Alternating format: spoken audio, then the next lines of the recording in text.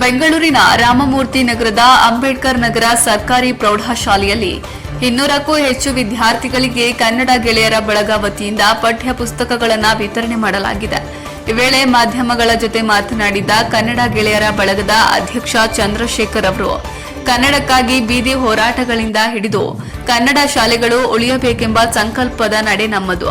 ಪ್ರತಿ ವರ್ಷ ಒಂದು ಸರ್ಕಾರಿ ಶಾಲೆಯ ವಿದ್ಯಾರ್ಥಿಗಳಿಗೆ ಪಠ್ಯ ಪುಸ್ತಕಗಳನ್ನು ವಿತರಿಸುವ ಕಾರ್ಯ ಕಳೆದ 40 ವರ್ಷಗಳಿಂದ ಕನ್ನಡ ಗೆಳೆಯರ ಬಳಗ ಮಾಡುತ್ತಾ ಬಂದಿದೆ.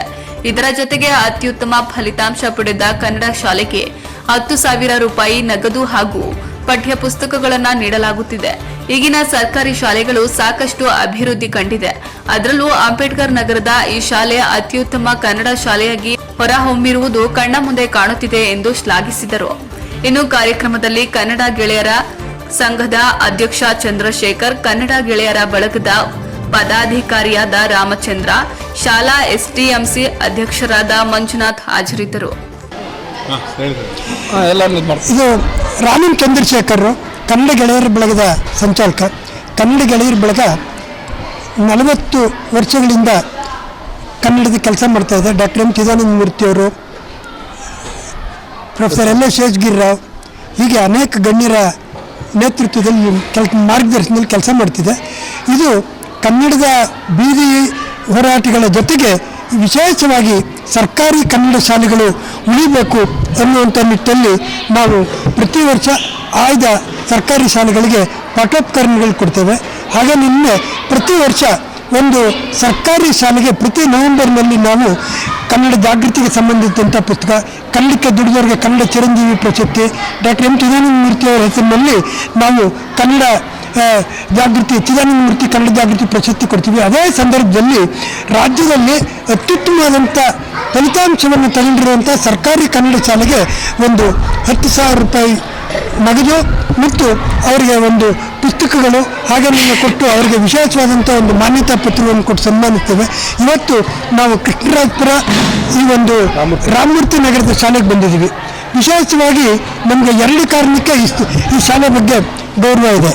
ಒಂದು, ಜನಪರವಾದಂತಹ ಬೈರತಿ ಬಸವರಾಜ್ ಅವರು ಭಾಳ ದೊಡ್ಡ ಕೆಲಸವನ್ನು ಮಾಡ್ತಿದ್ದಾರೆ. ಒಬ್ಬ ಕನ್ನಡದ ಕಾರ್ಯಕರ್ತನಾಗಿ ಅನೇಕ ಸಂದರ್ಭಗಳಲ್ಲಿ ಅವರದ್ದು ನೋಡಿದ್ದೀನಿ. ಅವರ ಕ್ಷೇತ್ರ ಅನ್ನೋದು ಇನ್ನೊಂದು. ಮಂಜುನಾಥ್ ಅವರು ಭಾಳ ಒಳ್ಳೆಯ ಶಾಲೆಯನ್ನು ಕಟ್ಟಿದ್ದಾರೆ ಎನ್ನುವಂಥದ್ದು ತಿಳಿದು ನಮಗೆ ಸಂತೋಷವಾಯಿತು. ಈ ಶಾಲೆಯ ಒಟ್ಟು ಆವರಣವನ್ನು ನೋಡಿ ಎಲ್ಲ ಸರ್ಕಾರಿ ಶಾಲೆಗಳು ಹೀಗೆ ಆಗಲಿ ಅಂತ ಆಶಿಸ್ತೇವೆ. ನಾವು ಏನು ಉದ್ದೇಶ ಇಟ್ಕೊಂಡ್ಬಂದು ಆ ಉದ್ದೇಶ ನಮಗೆ ತುಂಬ ಸಂತೋಷವನ್ನು ಉಂಟು ಮಾಡಿದೆ. ಇದು ಎಲ್ಲ ಜನಗಳನ್ನು ಕೂಡ ಕೇವಲ ಯಾರೋ ಒಬ್ಬರು ಇಬ್ಬರು ಅಲ್ಲ, ಎಲ್ಲ ಕೆಲಸದಲ್ಲಿದ್ದು ಸ್ವಲ್ಪ ಮಟ್ಟಿಗೆ ಹಣಕಾಸು ಇರುವಂತಹ ಜನ ಈ ಸರ್ಕಾರಿ ಶಾಲೆಗಳ ಮಕ್ಕಳಿಗೆ ಪಾಠೋಪಕರಣಗಳು ಕೊಡೋದು, ಪುಸ್ತಕಗಳನ್ನು ಕೊಟ್ಟು ಉತ್ತಮ ಕನ್ನಡ ಗೆಳೆಯರ ಬಳಗದಿಂದ ಇವತ್ತು ನಮ್ಮ ರಾಮಮೂರ್ತಿ ನಗರ ಅಂಬೇಡ್ಕರ್ ನಗರ ಸರ್ಕಾರಿ ಪ್ರೌಢಶಾಲೆಗೆ ಪಠ್ಯ ಪುಸ್ತಕ, ಪೆನ್ನು, ಪೆನ್ಸಿಲ್ಗಳು ಎಲ್ಲ ಕೊಟ್ಟಿದ್ದಾರೆ. ಬಿಸ್ಕೆಟ್ಸು ಎಲ್ಲ ಮಕ್ಕಳು ಕೊಟ್ಟು ಇವತ್ತು ಅವರು ಅನುಭವವನ್ನು ಹಂಚ್ಕೊಂಡಿದ್ದಾರೆ. ಯಾಕೆ ಅಂದರೆ ನಾವು ಓದುವಾಗ ಮರಳಿನಲ್ಲಿ ಬರ್ಕೊಂಡು ಅದು ಅಳಿಸೋಗ್ತಾ ಇತ್ತು.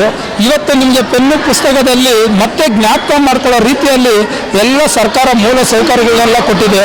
ಅದೇ ರೀತಿಯಲ್ಲಿ ರಾಮಮೂರ್ತಿ ನಗರ ಶಾಲೆ ಒಂದು ಕಾಲದಲ್ಲಿ ನಾವು ಇಲ್ಲಿ ಮೂಲ ನಿವಾಸಿಯಾಗಿದ್ದು ಈ ಶಾಲೆಯ ವಾತಾವರಣ ಹೆಂಗಿತ್ತು ಅಂತ ಚಂದ್ರಶೇಖರ್ ಸರ್ ಅವರು ಮತ್ತು ಶೇಷಗಿರಿ ಸರ್ ಅವರು, ಉಪೇಂದ್ರ ಸರ್ ಅವರು ಎಲ್ಲ ಈ ತಂಡ ಏನಿದೆ ಎಲ್ಲರೂ ಇವತ್ತು ನಮ್ಮ ರಾಮಮೂರ್ತಿ ನಗರ ಶಾಲೆ ನೋಡಿಬಿಟ್ಟು ಇದೇ ಥರ ಸರ್ಕಾರಿ ಶಾಲೆಗಳು ಇಡೀ ಕರ್ನಾಟಕದಲ್ಲಿ ಎಲ್ಲ ಭಾಗಗಳಲ್ಲಿ ತಲೆ ಎತ್ತಿ ಕನ್ನಡವನ್ನು ಉಳಿಸುವಂಥ ಕೆಲಸಗಳು ಮಾಡಲಿ ಅನ್ನೋ ರೀತಿಯಲ್ಲಿ ಅವರು ಹೇಳ್ತಾ ಇದ್ರು.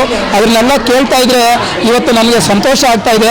ಯಾಕಂದರೆ ಆ ಕಾಲದಲ್ಲಿ ಆ ರೀತಿಯಲ್ಲಿದ್ದಿದ್ದು ಶಾಲೆ ಇವತ್ತು ನಮಗೆ ಮಕ್ಕಳಿಗೆ ಮೂಲ ಸೌಕರ್ಯಗಳನ್ನ ಮಾದರಿ ಶಾಲೆಯಾಗಿ ಇಷ್ಟು ಸಂತೋಷವಾಗಿದೆಯಲ್ಲ ಅಂತ ಹೇಳ್ಬಿಟ್ಟು ಅವರು ಸಂತೋಷಪಟ್ಟಾಗ ನಮ್ಮ ಸಾಹಿತಿಗಳು ಇಷ್ಟು ಜನ ಬಂದು ವೇದಿಕೆ ಮೇಲೆ ಕುತ್ಕೊಂಡು ನಮ್ಮ ಮಕ್ಕಳಿಗೆ ಆಶೀರ್ವಾದ ಮಾಡಿದಾಗ ನನಗೆ ತುಂಬ ಸಂತೋಷ ಆಯಿತು.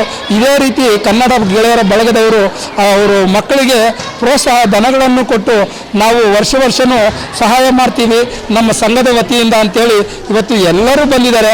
ಎಲ್ಲರಿಗೂ ನಾನು ಚಿರಋಣಿಯಾಗಿದ್ದು ಅವರ ಸೇವೆಯನ್ನು ಸ್ಮರಿಸುತ್ತಾ ಇವತ್ತು ಈ ಶಾಲೆ ಅಂಬೇಡ್ಕರ್ ನಗರ ರಾಮಮೂರ್ತಿ ನಗರದಲ್ಲಿ ಇವತ್ತು ಇಷ್ಟು ಚೆನ್ನಾಗಿ ಬೆಳೆಯೋಕ್ಕೆ ಮೂಲ ಕಾರಣ ಯಾರು ಅಂದರೆ ನಮ್ಮ ಶಾಸಕರಾದಂಥ ಬೈರ್ತಿ ಬಸವರಾಜಣ್ಣನವರು. ಇವತ್ತು ಆ ಬೈರ್ತಿ ಬಸವರಾಜಣ್ಣನವರ ಹಾಕಿಕೊಟ್ಟಂಥ ಈ ಬುನಾದಿ ಈ ಶಾಲೆ ಈ ಮಾದರಿ ಶಾಲೆ ಆಗೋಕ್ಕೆ ಕಾರಣವಾಗಿದೆ. ಇವತ್ತು ಅವರು ಸಂತೋಷ ಪಡೋದಕ್ಕೂ ಮೂಲ ಕಾರಣ ಯಾರು ಅಂದರೆ ನಮ್ಮ ಜನಪ್ರಿಯ ಶಾಸಕರಾದಂಥ ಬೈರ್ತಿ ಬಸವರಾಜಣ್ಣ ಅಂತ ಹೇಳ್ತಾ ಈ ಕನ್ನಡ ಗೆಳೆಯರ ಬಳಕೆಗೆ ವಂದಿಸುತ್ತಾ ನಾನು ಮಾತು ಮುಗಿಸ್ತಾ. ಜೈ ಹಿಂದ್, ಜೈ